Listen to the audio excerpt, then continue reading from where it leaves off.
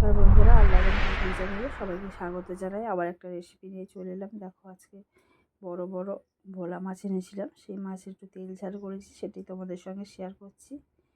মাছগুলো খুবই বড় ছিল, দেখতে পাচ্ছ যে প্যানে বসেছি, প্যানটা পুরো প্রায় জুড়েই আসে। আগের দিন পাবদা মাছগুলো খুব বড় ছিল, তেমনি ভোলা মাছগুলো খুব বড়।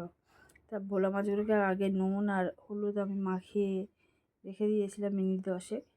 তারপরে এইগুলোকে আমি ভেজে নিচ্ছি। দেখো, এটা খুব ভালো করে ভাজতে হবে, খুব কড়া করে ভাজার দরকারই, মিডিয়াম ভেজে নেবো, নিয়ে মাছগুলোকে তুলে নেবো।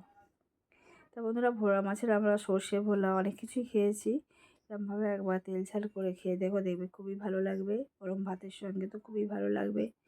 দুপুরে লাঞ্চে যদি তোমরা এটা করো আরও ভালো লাগবে। বন্ধুরা, বললাম গলার অবস্থা খুব খারাপ, যাই হোক। দেখো, মাছগুলোকে আমি ধীরে ধীরে 3টে মাছ ভেজে নিলাম। বাকি যে 3টে মাছ ছিল একইভাবে আমি ভেজে নেবো। আর যেহেতু এখানে মাছগুলো খুব বড় বড় ছিল, দেখতে পাচ্ছ প্যান জুড়ে একদম এগুলো ভাজা হচ্ছে। আর এইখানটায় এর জন্য আমি এই তেল ঝাল করার জন্য কিছু মশলা নিয়েছি, যেমন নুন, হলুদ, লঙ্কা। আর এই পাশে নিয়েছি পেঁয়াজ কিছুটা কুচোনো, পেঁয়াজ বাটা, আদা রসুনের পেস্ট, আর কিছুই ব্যবহার করে একটা টমেটো পিউরি করে রেখেছিলাম সেইটা। এই দিয়েই এইটা করব, কিন্তু খুবই ভালো লাগবে। হোটেল রেস্টুরেন্টে যেমন খেতে লাগে তার চেয়েও ভালো লাগবে, যেহেতু এটা বাড়িতে তৈরি আরও বেশি ভালো লাগবে। তো বন্ধুরা, এই ভোলা মাছের যদি তেল ঝালের রেসিপি তোমাদের ভালো লাগে, অবশ্যই লাইক করবে, কমেন্ট করবে, শেয়ার করবেন। আর যারা নতুন বন্ধু আছো তারা যদি চ্যানেলে আসো, সাবস্ক্রাইব করে পাশে থাকবে। আর যারা ফেসবুক থেকে দেখছো তারা অবশ্যই আমার চ্যানেলটাকে, আমার পেজটাকে ফলো করে নিও।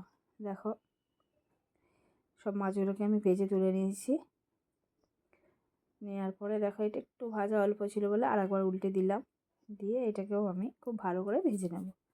এবার ওই কিছুটা তেল কাটিয়ে নিয়েছি, নিয়ে দেখো কিছুটা আমি একটা পেঁয়াজ কুচিয়ে রাখা ছিল, সেটাকে আমি দিয়ে দিয়েছি।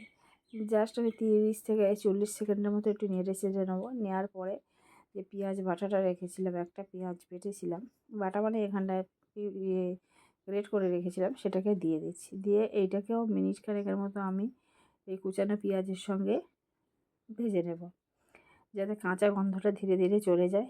দেখো, কাঁচা গন্ধটা কিছুটা চলে যাওয়ার পরে আমি এখানটায় দেখো ভাজাটা মোটামুটি অনেকটা হয়ে এসেছে। এবার আমি যে আদা রসুনের পেস্টটা দিয়ে দিলাম, দিয়ে খুব ভালো করে এটাকেও কষিয়ে নেবো পেঁয়াজের সঙ্গে। ভালোভাবে কষাতে হবে যাতে কাঁচা গন্ধটা পুরোপুরি চলে যায়, আর এটা থেকে যেন তেলটা একটা ছেড়ে দেয়। দেখো, এখানে মোটামুটি ভাজা অনেকটা কমপ্লিট হয়ে গেছে। এবারে আমি যে টমেটোকে পিউরি করে রেখেছিলাম, সেই টমেটো পিউরিটা দিয়ে দিচ্ছি, দিয়ে এটাকে ভালো করে কষিয়ে নেবো পেঁয়াজ আদা রসুনের সঙ্গে। বেশ ভালো করে কষাতে হবে এখানটায়, যাতে কাঁচা গন্ধটা, টমেটোর যে একটা কাঁচা গন্ধ সেটাও পুরোপুরি চলে যায়। মানে কষানোটা খুবই ভালো করে করতে হবে, নাহলে এই রেসিপিটা খেতে ভালো লাগবে না। যা হোক, দেখতেই পাচ্ছ ভালো করে নাড়াচাড়া করে নিতে হবে। দেখো, অনেকটা হয়ে গেছে। এবার ধীরে ধীরে আমি মশলাগুলোকে দিয়ে দেবো। দেখো, আমি স্বাদ অনুযায়ী লবণ দিয়ে দিচ্ছি, এরপরে হলুদ গুঁড়ো দেবো। খুব বেশি হলুদ গুঁড়ো দেওয়ার দরকার নেই, অল্প দিলেই হবে। আর লঙ্কা গুঁড়ো দেবো, এটা তোমরা কাশ্মীরি লঙ্কাও ব্যবহার করতে পারো কালারের জন্য, কিন্তু আমি কিছু ব্যবহার করিনি, আমি এমনি লঙ্কা গুঁড়ো ব্যবহার করেছি। লঙ্কাটা বেশি পরিমাণেই দিলাম।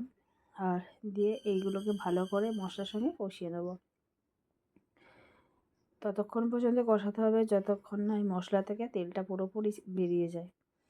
আর বেরিয়ে গেলে বুঝতে পারবে তখন এইটা হয়ে এসেছে। এবার 2টো কাঁচা লঙ্কা আরও দিলাম, যাতে তেল ঝাল, মানে একটু ঝাল ঝাল হবে সেই কারণেই দিয়েছি। দেখো, অনেকটা হয়ে গেছে, তেল অনেকটা ছেড়ে দিয়েছে। এবার আমি জল দিয়ে দিচ্ছি। জলটা খুব বেশি দেওয়ার দরকার নেই, যেহেতু তেল ঝাল, অল্প পরিমাণ জল দিতে হবে যাতে গ্রেভিটা একটু মোটামুটি ভালো থাকে, খুব বেশি ঝোল হবে না। তবে এখানে মোটামুটি জলটা আমার দেওয়া হয়ে গেছে। কিছুক্ষণ পরে নেড়ে দিয়ে করে দেখবে ফুটতে আরম্ভ করে দিয়েছে। দেখো, ফোটা এখানে আরম্ভ হয়ে গেছে। এবার ভেজে রাখা মাছগুলোকে আমি ধীরে ধীরে দিয়ে দেবো, যেহেতু বড় বড় মাছ ভেঙে যাওয়ার ভয়ও নেই।